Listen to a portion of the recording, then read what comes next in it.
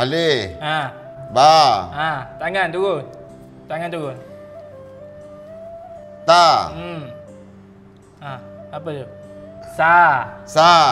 Ha, ingat sa. Sa. Baca balik. Alif. Ha. Ba. Ha. Ta. Ha, apa? Tadi adik cakap apa? Kalau titik 3, sa. Sa. Ulang 3 kali, sa. Sa. Sa. Sa. Pandai. Baca balik. Alif. Ha. Ba. Ha. Ta. Ha, apa?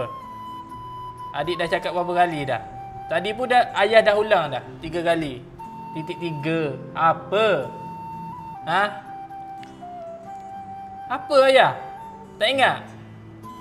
Masuk telinga kanan, keluar telinga kiri.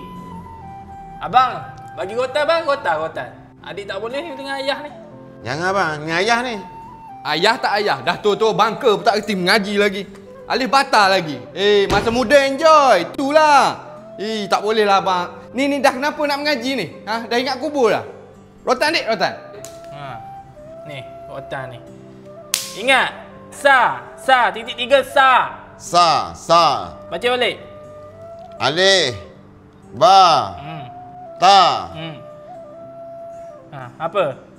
Titik 3 ni apa? Sa. Nak kena ada rotan dulu baru ingat.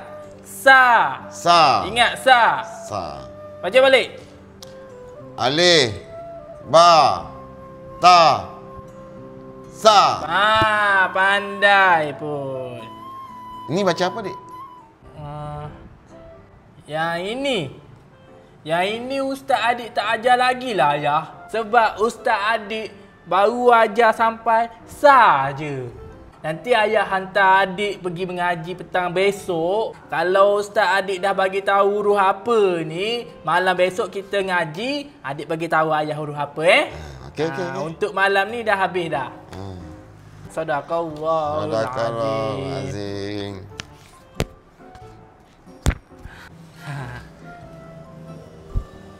Garang betul adik ajar ayah mengaji Mana ada ayah.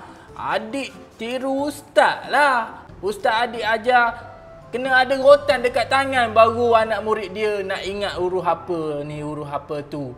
Kalau tak ada rotan dekat tangan dia, sikit-sikit nangis. Lambatlah nak pandai mengaji. Iyalah.